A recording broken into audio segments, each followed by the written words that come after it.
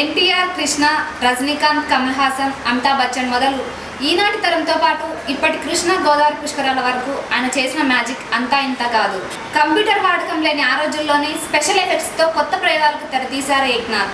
వెండితెరకు హంగులద్దిన legend సినీ journey గురించి తెలుసుకునే ప్రయత్నం చేద్దాం ఈరోజు మన సినిమా అంతరంగంలో.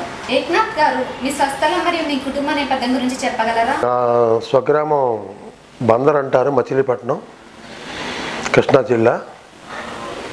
మా ఫాదర్ పేరు జీవివి సుబ్బారావు.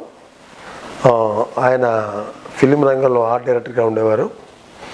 మా పెద్దన్నయ్య మోహన్ కృష్ణ, ఆయన కెమెరామెన్గా ఉండేవారు.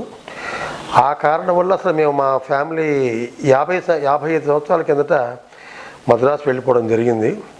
బందర్తో నాకు బాంధవ్యాలు తక్కువ, ఎందుకంటే ఒక మంచికి చెడుకి అప్పుడప్పుడు రావటం వెళ్ళటం. బందర్లో డీప్గా అడిగినా కూడా నాకు ఎక్కువ తెలియదు. బట్ అన్ని విషయాల్లో స్వగ్రామంతో కనెక్షన్లు అలాగే కంటిన్యూ అవుతున్నాయి. కొన్ని కుటుంబాలు కూడా అక్కడ ఉన్నారు. నేను చదువుకుంది, పైకి వచ్చింది, విద్య నేర్చుకుంది అంతా కూడా చెన్నై. ఏక్నాథ్ గారు, మీ చదువు నేపథ్యం ఏమిటి? నేను ఇంజనీరింగ్ చదువుతూ లాస్ట్ ఇయర్ డిస్కంటిన్యూ చేయడం జరిగింది కొన్ని కారణాల వల్ల. అన్నయ్య కెమెరామెన్గా ఉండటం వల్ల చాలా సినిమాలకి ఆయన నన్ను ఒక 2-3 సార్లు షూటింగ్లు తీసుకెళ్ళడం జరిగింది. అక్కడ ఉండేటువంటిది బొంబాయి నుంచి ఎవరో వచ్చి చేసే వర్గం చూసి ఈ ఫీల్డ్లో ఎవరన్నా ఎక్కువ మంది మనుషులు ఉన్నారని చెప్పి అడిగాను. ఎవరు లేరు ఎక్కువ మంది మనుషులు, బాంబే నుంచి తెప్పించలేదని. ఆ రోజులకి నేను చెప్పేది 1971-70 ఆ ప్రాంతాల్లో. అప్పుడు నేను 71లో కాలేజ్ ఫినిష్ చేసేసిన తర్వాత దీని గురించి ఒక చిన్న రీసెర్చ్ నా సెల్ఫ్గా చేసుకుని 72 ఆగస్టులో నేను ఫస్ట్ నాకు ఒక సినిమా ఫీల్డ్ నన్ను సినిమా ఫీల్డ్ తీసుకుంది. నేను సినిమా ఫీల్డ్కి వెళ్ళి ట్రై చేయలేదు ఏవి కూడా. పెద్దవాళ్ళు సినిమా ఫీల్డ్లో ఉండటం వల్ల నాకు అవకాశం దొరకడం, దాన్ని నేను 1-2 సద్వినియోగం చేసుకోవడం. చుండ్రు సూర్యనారాయణమూర్తి అనేటువంటి ఒక వ్యక్తి ఫస్ట్ నాకు ఈ ఆపర్చునిటీ ఇచ్చినటువంటి వారు. ఆ తర్వాత action king, action director, the fastest director in the world, mister KSR Das. Last 2 years back is no more అండి. ఆయన నా గురువు కింద నేను భావిస్తున్నాను ఈరోజు వరకు. ఆయన ఒక్కడు నన్ను ఫిల్మ్ ఇండస్ట్రీలో ఏక్నాథ్ అనే పిలవగలిగిన స్వతంత్రం గల వ్యక్తి. ఆయనతో పాటు నేను చాలా సినిమాలు చేసిన తర్వాత నా పేరు, నా వర్క్ మిగతా డైరెక్టర్లు అందరూ అంటేనండి, రాఘవేంద్రరావు కానివ్వండి, కోదండరామరెడ్డి గారు కానివ్వండి, బాపయ్య గారు కానివ్వండి, తదితర డైరెక్టర్లు అందరూ కూడా ఈ రోజు వరకు ఉన్నటువంటి డైరెక్టర్లు అందరికీ, ఆర్టిస్టులందరికీ కూడా నేను పరిచయం అవ్వడం జరిగింది. ఏక్నాథ్ గారు, మీ తల్లిదండ్రులతో మీకున్న అనుబంధం ఎలా ఉంటుంది? మా మదర్ 103 సంవత్సరాలు బతికింది. ముఖ్యంగా చెప్పాలి, మా అమ్మ అంటే నాకు చాలా ఇష్టం. నా 4 years బ్యాక్ పాస్ట్ అయ్యే ఆమె. 103 సంవత్సరాల వరకు ఆమె చనిపోయేటప్పుడు ఆమె చుట్టూ కూడా 85% నలుపే, తెలుపు ఓన్లీ 50%. ప్రతిరోజు నన్ను మా అమ్మ దీవెన వల్ల నేను పైకి వచ్చాననే ఒక నమ్మకం నాకు అందరికీ ఉంటుంది అనుకోండి, నాకు కొంచెం ఎక్కువ. ప్రతిరోజు వెళ్ళేటప్పుడు దీర్ఘాయుష్మాన్ భవ అని చెప్పి నన్ను దీవించి పంపించేది. లోపల నుంచి రావడంతో దీవించి ముందు మా అమ్మని పిలిచే తర్వాత నేను మా ఆవిడని పిలిచేవాడిని. తర్వాత నాకు 5 అమ్మాయిలు, 1 అబ్బాయి అండి.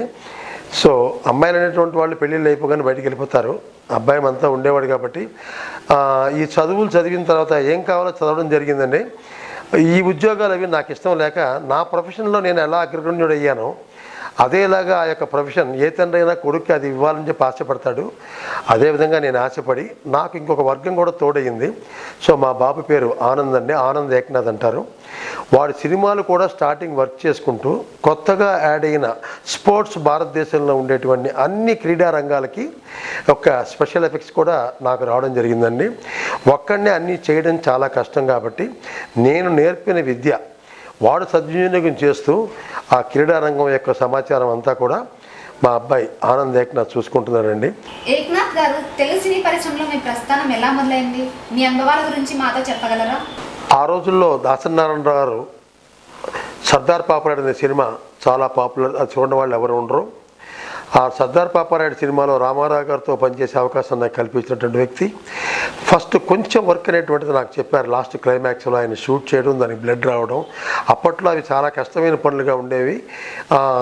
ఆ తర్వాత సర్దార్ పాపారాయుడు, తాండ్ర పాపారాయుడు, బెబ్బులి పులి, ఇటువంటి సినిమాలు, నియంత, ఇటువంటి గొప్ప సినిమాలకు కూడా నేను నారాయణరావు నాకు అవకాశాలు ఇవ్వడం జరిగింది.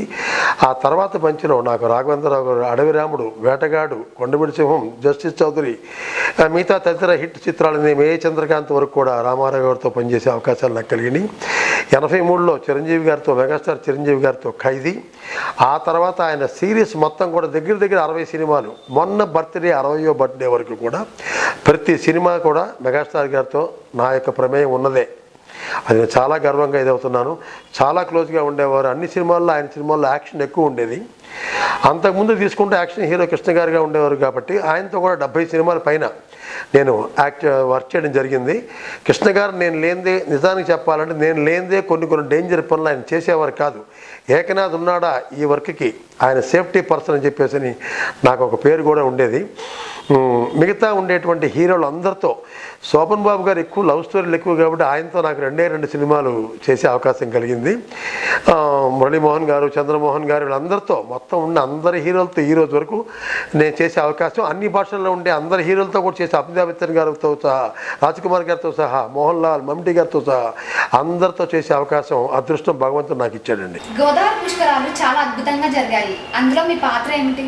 గోదావరి పుష్కరాలు తీసుకుంటే ఈ పుష్కరాల సమాచారానికి నేను కొంచెం దూరంగానే, నాకు అవకాశాలు అంతకుముందు ఎప్పుడు రాలేదు. ఈటీవీ 20 ఇయర్స్ సమాచారం పోయిన సంవత్సరం జూన్లో జరిగింది.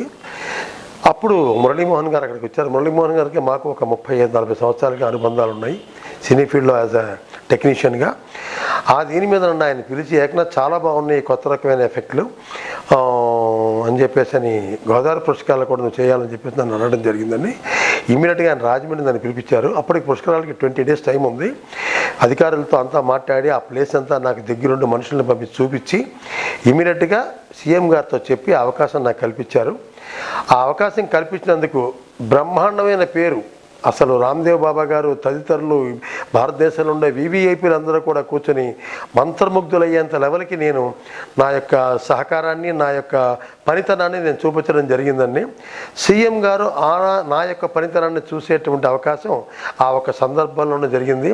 మీ అందరికీ తెలుసు గోదావరి పుష్కరాల్లో ఎంతవరకు బ్రహ్మాండంగా నేను పేరు తెచ్చుకున్నాను. వెంటనే అది అయిపోయిన ఒక అరగంటలో అంతిమ పుష్కరాలు, లాస్ట్ సెరమనీ, క్లోజింగ్ సెరమనీలో నేను చేసిందంతా మీరందరూ అన్ని రకాలుగా కూడా చూసి ఆనందించారు. పేపర్ల ద్వారా, ఎలక్ట్రానిక్ మీడియా ద్వారా కూడా. వెంటనే ఆయన నాకు మొమెంటో కూడా ఇచ్చారు. ఆ విజువల్ కూడా ఇప్పుడు మీరు చూడబోతారు. ఇదంతా సహకరించి చేసిన మురళీమోహన్ గారికి జీవితాంతం నేను రుణపడి ఉంటాను. ఆ రోజు కొంతమంది మంత్రులు కూడా నాకు మొమెంటో ఇచ్చేటప్పుడు, కొంతమంది మంత్రులు కూడా కృష్ణా జిల్లాలో నెక్స్ట్ ఇయర్ జరుగుతుంది, దానికి కూడా మీ సహకారం చాలా కావాలి, ఇంకా బ్రహ్మాండంగా చేయాలనే సమాచారం చెప్పడం.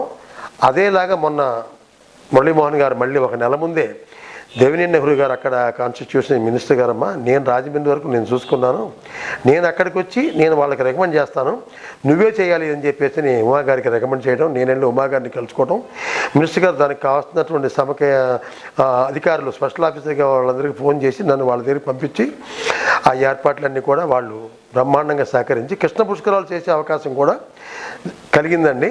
కృష్ణ పుష్కరాల్లో మీ యొక్క పాత్ర ఏమిటి? అది చేసే అవకాశం మీకు ఎలా వచ్చింది? ఇప్పుడు ఇందాక గోదావరి పుష్కరాల గురించి మీకు చెప్పాను. ఇప్పుడు అది చేశాను కాబట్టి ఇంకా బాగా చేయాలనేటువంటి ఒక స్పందన వచ్చి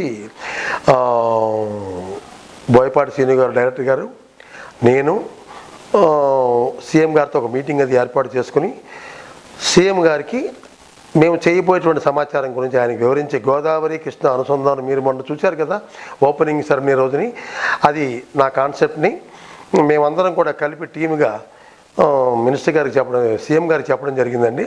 ఆయన దాన్ని 100% దానికి కావాల్సిన సహకారాలు చేయమని చెప్పేసి అక్కడ ఉండే అధికారులకి ఆదేశించారు. ఆ తర్వాత మేమందరం టీమ్గా కూర్చుని, ఒక ఆర్ట్ డైరెక్టరు, నేను, బోయపాటి శ్రీని గారు అందరూ కూర్చుని ఇంకా దాని డెవలప్మెంట్స్ గురించి, డైరెక్టర్ బోయపాటి శ్రీని గారు, నేను 4.5 గంట ఇంకా డెవలప్మెంట్ ఏంటని చెప్పేసి ఒక కొలిక్కొచ్చి దాన్ని ఫస్ట్ రోజు మీరు చూసినటువంటి యొక్క ఆనందం, మిమ్మల్ని అందరినీ కూడా ముగ్ధులను చేసిన, ఆనందం చేసిన ఫైర్ వర్క్స్ అని, ఇప్పుడు నేను ఎలా చేశాను ఆ ఫైర్ వర్క్స్ కంటే కూడా ముగింపు ఫైర్ వర్క్స్ ఇంకా బాగుండాలనేటువంటి ఒక ఆదేశం ముఖ్యమంత్రి గారి ద్వారా వచ్చిందండి.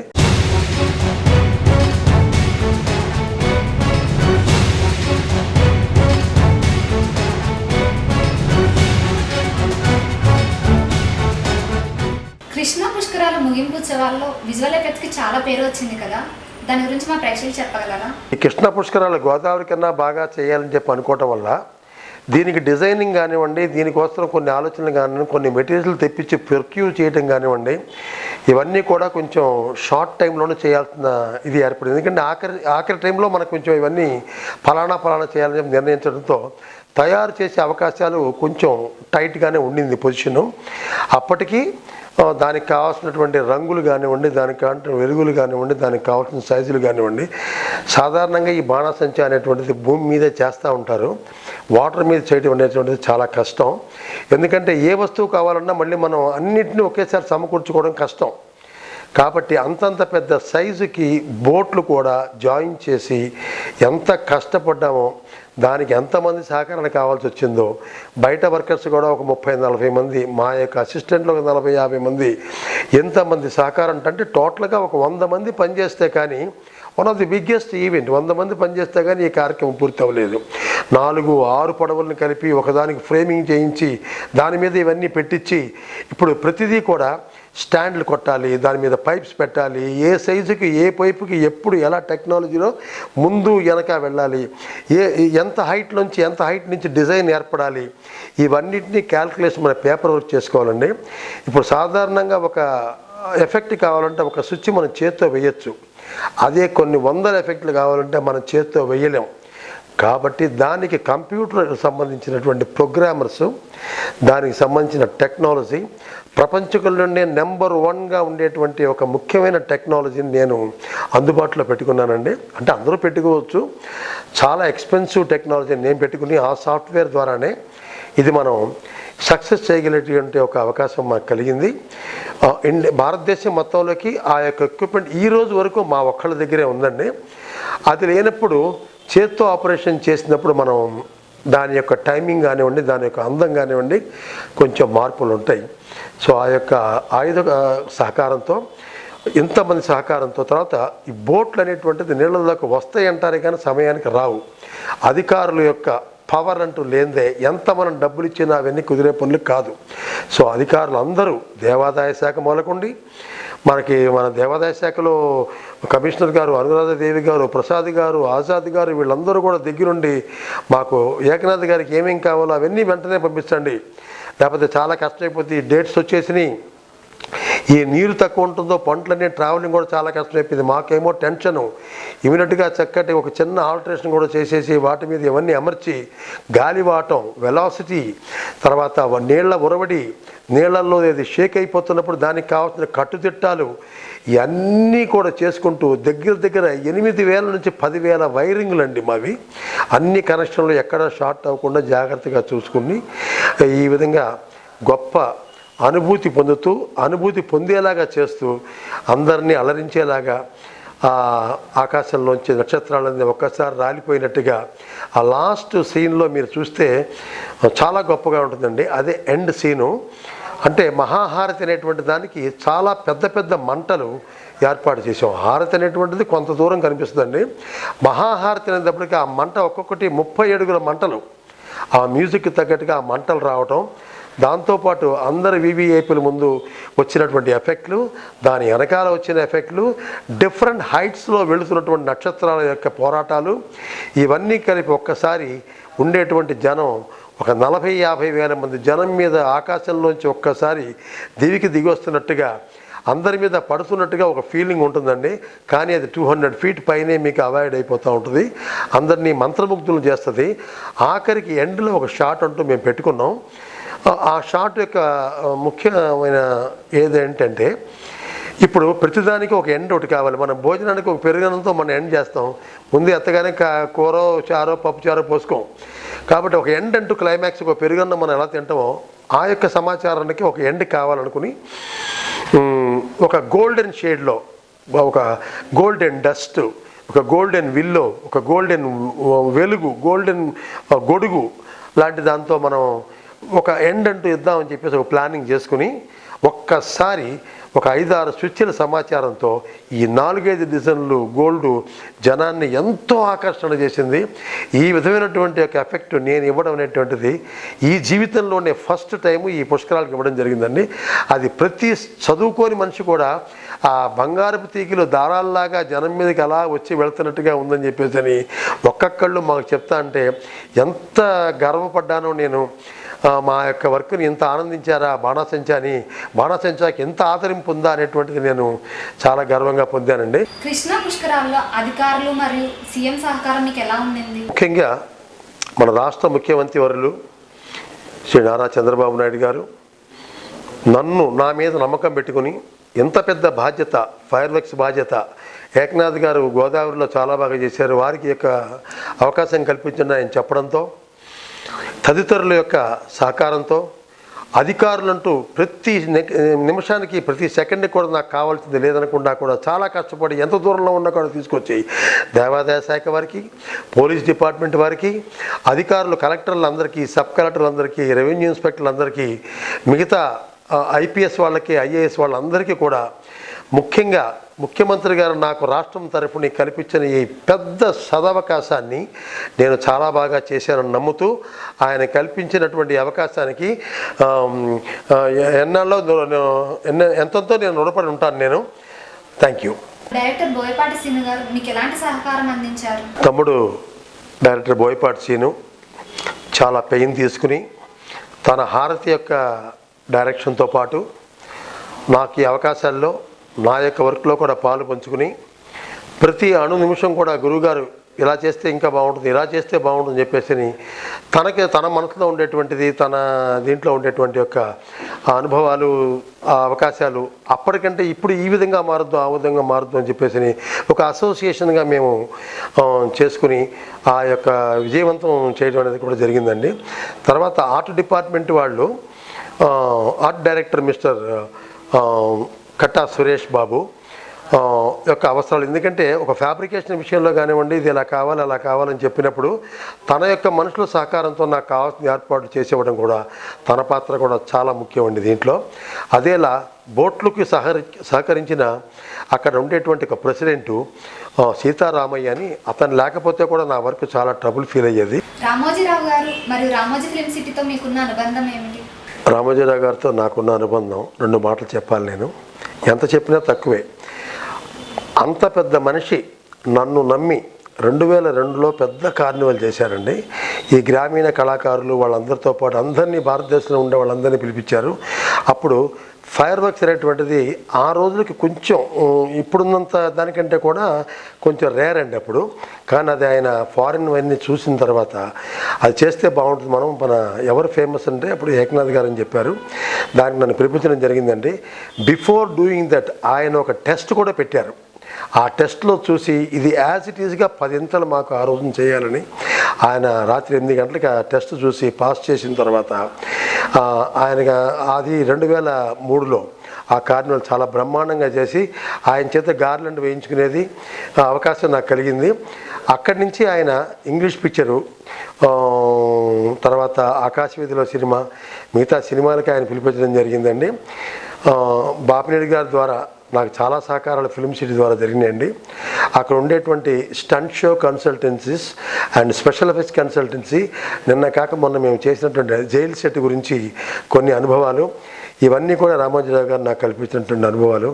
ఆయన నన్ను ఏకనాథ్ గారు అంటే నేను చాలాసార్లు, సార్ మీరు వయసులో చాలా పెద్దవారు, అన్ని విషయాల్లో పెద్దవారు, నన్ను ఒక్కసారి ఏకనాథ్ని పిలవండి అంటే నో మీరు మీ పేరుకి కాదు నేను ఇచ్చేట్టు మీ వృత్తికి నేను గౌరవిస్తున్నాను అని చెప్పేసి నా వృత్తిని గౌరవించి ఈ రోజు వరకు కూడా ప్రతి పనిని నిన్న కాక మొన్న just about 9 months back, 1 year back వరకు కూడా ఈటీవీ పుట్టిన 20వ సంవత్సరపు సందర్భాన్ని కూడా స్పెషల్ ఎఫెక్ట్స్ అన్నీ కూడా ఆ సెరమనీని కూడా నాతో చేయించుకోవడం జరిగింది. ఇంత పెద్ద అవకాశాలు ఇంకా ఇస్తున్న రామోజీరావు గారికి జీవితాంతం కూడా శతకోటి వందనాలు. నేను నా జీవితంలో ఎంతో రుణపడి ఉంటాను. ఇంకా ఆయన ఇచ్చే కార్యక్రమాలను కూడా చాలా బాగా చేస్తానని చెప్పేసి నేను సెలవు తీసుకుంటున్నాను. ఆయన ద్వారానే నాకు ముఖ్యమంత్రి గారికి కూడా కొన్ని నా గురించి కొన్ని ఆదేశాలు కూడా వెళ్ళినాయి. దీనికి నేను ముఖ్యమంత్రి గారి తరఫున కూడా నేను అన్ని వర్కులు కూడా చాలా సక్రమంగా చేశానని చెప్పి నమ్ముతున్నానండి. హిందీ సినిమాల్లో మీ ప్రవేశం ఎలా జరిగింది, వాటి అనుభవాల గురించి మాకు చెప్తారా? హిందీ సినిమాలకు వస్తే మన తెలుగు డైరెక్టర్లు ఒక సీజన్లో కంప్లీట్గా హిందీ సినిమాలు చాలా సినిమాలు తెలుగు నుంచి అనువాదం చేసి చాలా సినిమాలు సక్సెస్ చేయడం జరిగిందండి. తెలుగు సినిమాల్లో నేను పనిచేసినటువంటి వర్కులు ఇంకా భారీగా హిందీ సినిమాల్లో కూడా పెట్టడం జరిగింది. ఆ సినిమాల్లో ఆ రోజుల్లో రాఘవేంద్రరావు గారు కానీ, దాసనారాయణరావు కానీ, బాపయ్య గారు కానీ, తాతినేని రామారావు గారు కానీ, ఇవన్నీ కూడా తెలుగు సక్సెస్ హిందీ సినిమా తీసేటప్పుడు ఆ ఎఫెక్ట్లన్నిటి కూడా పనిచేసే అవకాశం నాకే కల్పించారండి. జితేంద్ర గారితో 25-30 సినిమాలు చేయడం జరిగింది. జితేంద్ర గారు, కమల్ హాసన్ గారు, పూలం దిలాన్, శత్రుఘ్న సిన్హా, రాజేష్ ఖన్నా, అమితాబ్ బచ్చన్ గారు, వీళ్ళందరితో పనిచేసే ఇంకా చాలామంది చరిత్ర ఆర్టిస్టులు అండి. అంతమంది ఆర్టిస్టులతో మోర్ దాన్ 100 ఫిల్మ్స్ నేను హిందీ సినిమాలు చేసేటువంటి అవకాశం నాకు కలిగింది. ఇప్పటికి కూడా సల్మాన్ ఖాన్తో మొన్న దబాంగ్ 2 అవి కూడా నేను చేయడం జరిగిందండి. ఇంగ్లీష్ సినిమాలు కూడా ఒక 15 సినిమాలు ఇంగ్లీష్ సినిమాలు చేసే అవకాశం కూడా నాకు కలిగింది.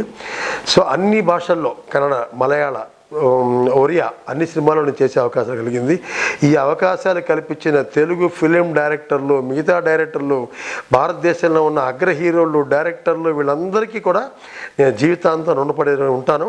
అదీ కాకుండా ఏ ఒక్క టెక్నీషియన్కి కూడానండి, ముఖ్యంగా మీరు ఆలోచించండి, 700 పైన సినిమాలు చేసే అవకాశాలు, ఇది యాక్ట్ చేసేది కాదండి, టెక్నికల్గా వర్క్ చేసి ప్రశంసలు పొందినటువంటి ఒక అవకాశం నా ఒక్కడికే దక్కిందన్న గర్వం నాకు ఎప్పటికీ ఉంటుందండి.